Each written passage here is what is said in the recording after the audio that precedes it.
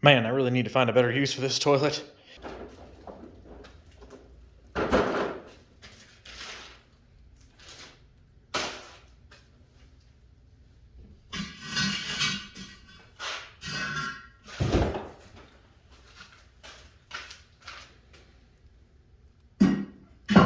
Alright, now that I found a good use for my toilet finally, good afternoon YouTube! Welcome to Fairface Failed Productions. Today we're going to be talking about some tips and tricks to buying an old dual sport. So old dual sports can be an amazing deal and get you into the world of riding for super cheap. But there are some things to look out for so you either don't get gypped or you're not surprised by some of the maintenance needs you may need to perform right away on an older dual sport. Right here I bought a 1990 DR350. This bike is 30 something years old. And with that age comes with things that need to be either replaced or fixed if they've never been done before. So one of the greatest things you can do when you're buying an older dual sport is ask lots of questions. You can never be too annoying when it's your money that you're blowing on a motorcycle. You want to be obnoxious and ask questions, when was the fork oil done? And they may not know, and that's not necessarily a bad thing, but it gives you an idea of who owned this bike. If you go to an owner and like, hey, yeah, we did springs and fork oil and we rebuilt stuff, and maybe you check the oil yourself and some other basic things while you're there, and it all looks to be true, that can be a fantastic deal and save you a lot of time and effort. On the other hand, if you experience somebody who has no idea when things were worked on, the bike has been sitting for years and years and years, and they just don't know, then that could mean lots of maintenance for you. Now today I'm just going to talk about some of the basic things that probably won't be comprehensive about everything that you probably need to check on these bikes, but we'll talk about some of the big ones to look for. So first and foremost, the biggest things that I always see and understand with these older dual sports is that the carburetors almost always need to be cleaned or rebuilt.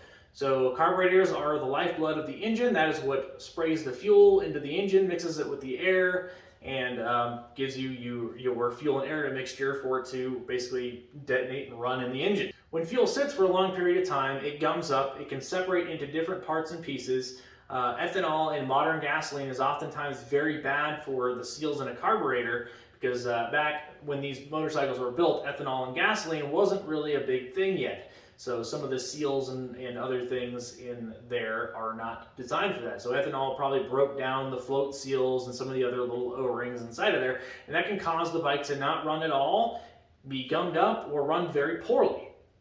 A lot of times when we get these bikes, I just go ahead and assume that the carburetor is going to need to be pulled and cleaned right away and rejetted. I just like to get that all out of the way. That being said, with the DR350, I got lucky because the previous owner really liked these bikes. He has 3 of them.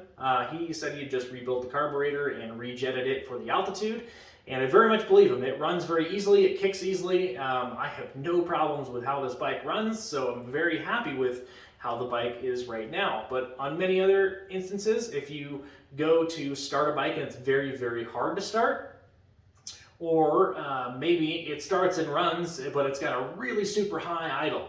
A lot of times a very, very high idle on a bike as it warms up means that the float bowl is stuck open. So basically there's a little float on the bottom of the carburetor that opens and closes as it needs fuel. If it's stuck open or the O-ring is bad and fuel is just dumping into the engine, what happens is the carburetor will dump fuel into the airbox. It will saturate the air filter, which is not good for the air filter, and then as it's sucking the gas fumes into the engine with the air, it's going to run very, very rich. It'll cause a high idle, it won't run right, oftentimes it'll bog and stall, so when you go to ram on the gas, it'll just choke and die, it'll be very rich. So that's one thing to very much look out for when you're looking at these old dual sports. But carburetors a lot of times are not the biggest deal that could ruin your existence. Carburetor rebuild kits are fairly cheap. Most shops will rebuild a carburetor if you take it off the bike for relatively inexpensive, between $70 and $100. And that's not the end of the world, but it can cause a lot of problems for you initially. The next thing, along with the fuel system, is the gas tank. These old dual sports, especially the street models, had metal gas tanks. If it sat empty for years and years and years, chances are it got moisture and condensation on the inside and rusted. That is not a good thing, especially if you fill it back up with gas and you're running it without a fuel filter. Even with the fuel filter, it's just going to clog it up.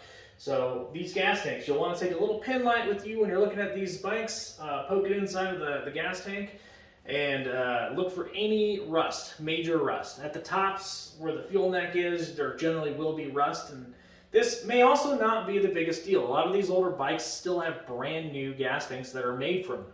So the DR350 here has IMS, Krebs, and I think one of the other companies still makes gas tanks for the DR brand new. So whether this had rust in it or not didn't really matter to me, because $280 problem is not too huge, but to you that might be a lot of money in your budget. So I got lucky. This gas tank has no rust in it. It looks like somebody probably kept gas in it and kept it pretty fresh for quite some time. So that's a good thing to look out for as well. Working down the way to the engine, you're going to want to look for oil leaks around seals. Definitely start the bike and let it idle for a long period of time. You're going to want to look out for any leaks from either radiators, or if it's an oil-cooled bike, the oil lines. Those are very important things to look out for. And if it's, let's just say, an older DRZ 400 with radiators, you want to check to make sure that the radiators aren't smashed so bad that they don't flow. And you'll want the bike to heat up all the way past where the thermostat will open and allow coolant to flow through the radiators. So when that happens, the fan will kick on a DRZ 400. So you want to see the fan work. You want to see the coolant flow around in the radiators. It'll get real hot. So those are things that you always want to check out, because if the coolant, let's just say coolant bearings are bad, it's kind of dumping coolant out other places, or maybe the thermostat's bad and it's overheating, puking coolant out.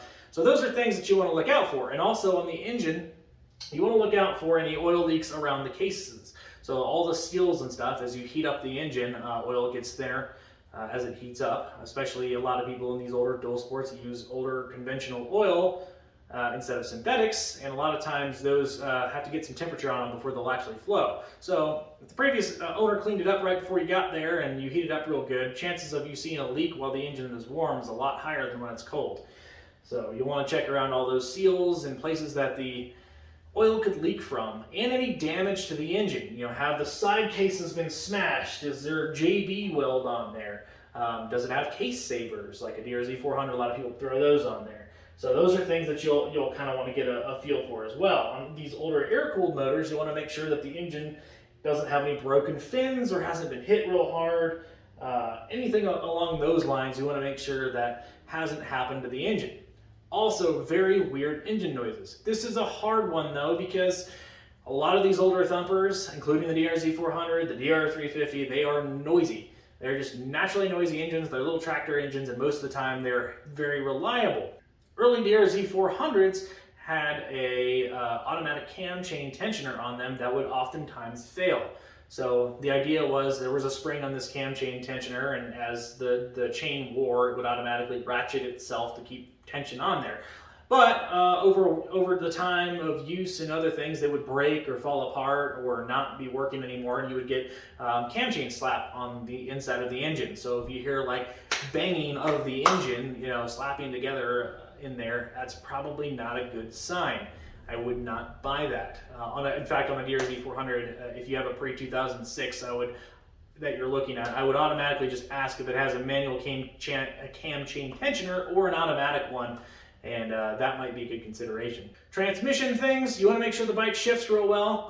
The bikes like the DR350, you should do some research on these as a whole and see what common noises and transmission issues they may or may not have. The DR350s are known for having a neutral issue, where basically between first and second, it doesn't quite want to go into neutral, or it doesn't want to slam into second. So they can have problems, they don't always. This bike does not have that issue, shifts just fine. You want to make sure you go through all the gears when you're riding it.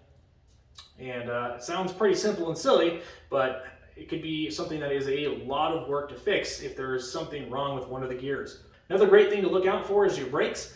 And this is by no means a deal breaker. Brakes are a pretty simple thing to both replace brake pads, brake lines, and rebuild master cylinders. All of those things are relatively inexpensive and easy to do yourself, no matter who you are. But on older dual sports, a lot of times these older rubber lines are shot. They're just done. It's best to just replace your lines, do a good flush, repair the master cylinders, and just do it all at once so you don't have to deal with it later on. You don't want to have problems with the brakes while you're on the street, and I found with my DR350 here, it looked like the brake fluid hasn't been changed in probably 20 years plus. Very, very dark fluid in the reservoirs is a sign that it has not been changed recently. And being as old as they are, it's better to be safe than sorry with your brakes, in my opinion. So drain the brakes. This is the first thing that I did when I got this bike is I flushed the front brake, and which went fantastically. There was very dark fluid, but it flushed just fine, and now they work phenomenally. No problems with the brake pads or anything else. But I do plan to replace the brake line at some point because I think at its age, it's probably just going to get more crud in there from the rubber line breaking down. Same goes for my rear. I did a great video on replacing a rear brake master cylinder on the DR350. It relates to most dirt bikes, but that one was in really poor condition, and it had got junk in there. The brake fluid had more than likely broke down over time, and when I tried to flush it or drain it out, it drug a whole bunch of crap into the master cylinder, and it was all bad. So I took it apart, cleaned it, and it wasn't the hardest thing in the world to do, and it's pretty much as good as new. But I also would like to replace those brake lines back there. For the time being though, doing that simple maintenance made those front and rear brakes feel almost brand new again. They were very squishy when I got the bike, very spongy, and now they've got that hard, solid feel like the bike probably was when it was brand new. Next, we'll move on to suspension components. A lot of times, older dual sports are going to need some help with their old suspensions. So the DR350 here comes in two variants, the street model and the dirt variant, and then later on, the street model got the same dirt package with its suspension in 1998 and beyond. So the street models from prior to that though, they have rod dampened forks in the front, which a lot of people don't like. People will claim they're too harsh, or they bottom out too easily. Lots and lots of excuses for that. But the main of these things to bring them back to their existence is new heavier springs, because we all know that Japanese dual sports as a whole are made for like 140-pound riders. That's not a real man size in America most of the time. I used to be that size once upon a time, but not anymore.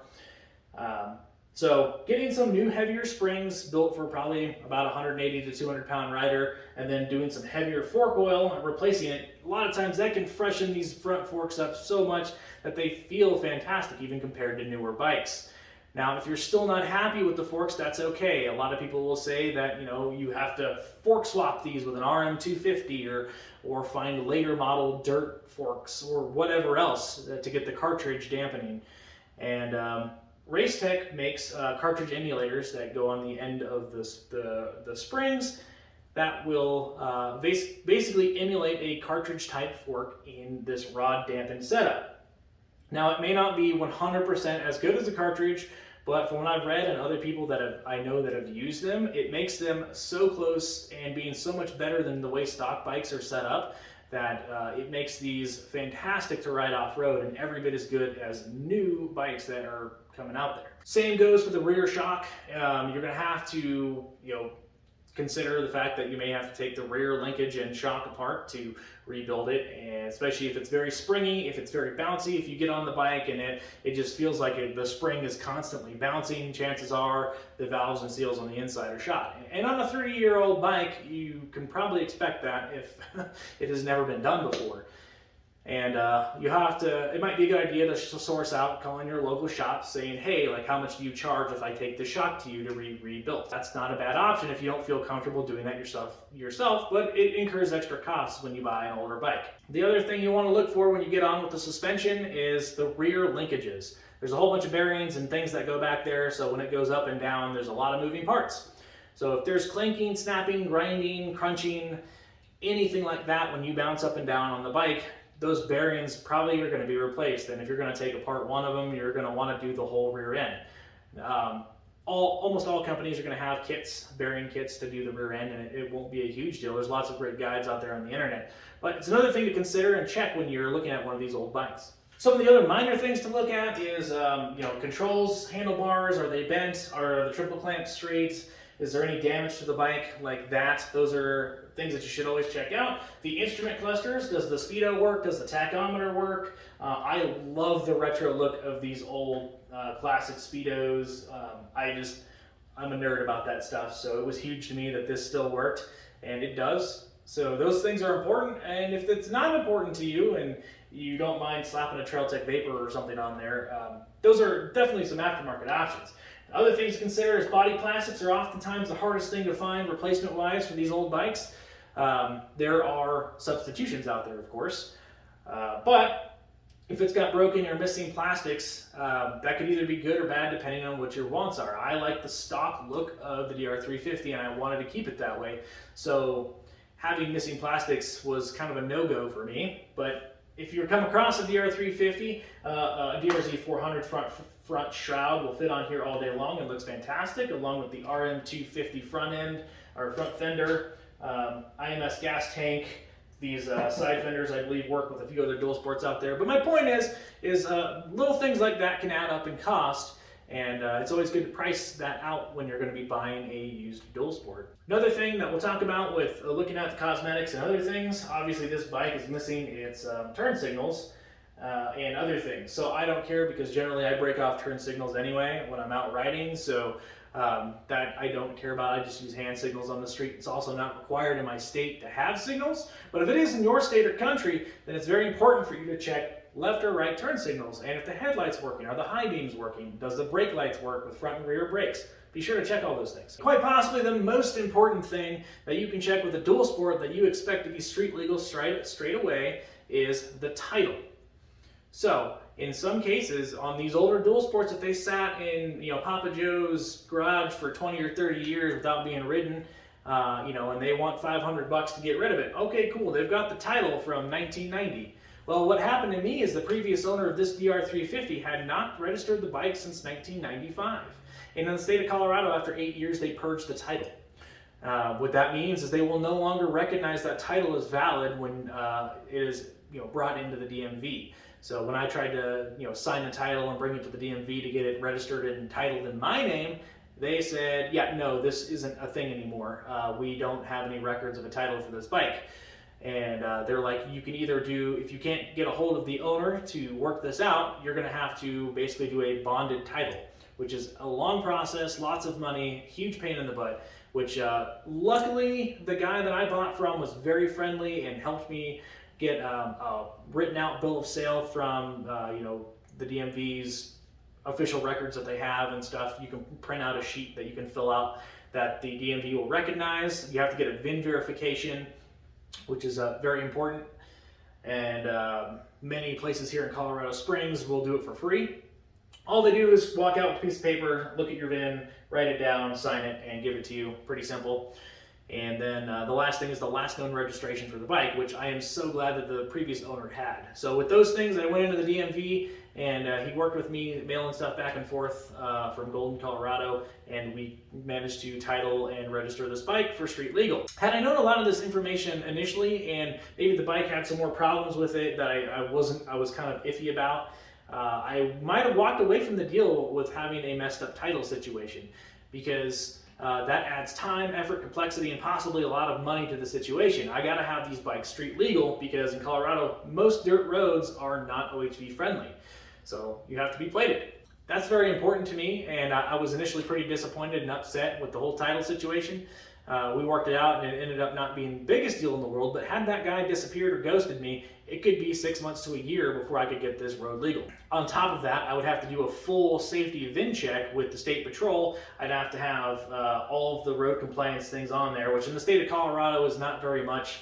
I think some reflective tape, a mirror, which I'm gonna add anyway, is pretty much all that would have to be added to the bike.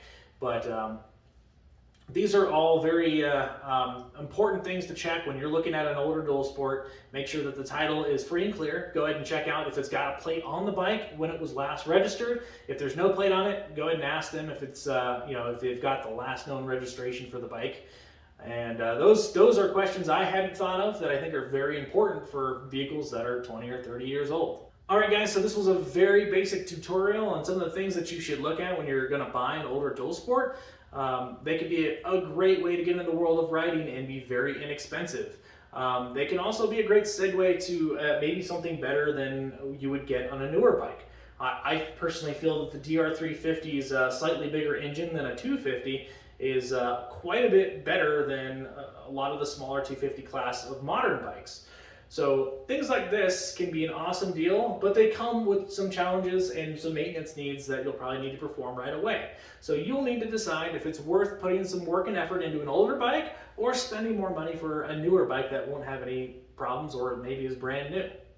Hope you guys enjoyed. We'll catch you all next time. Ferret Face out.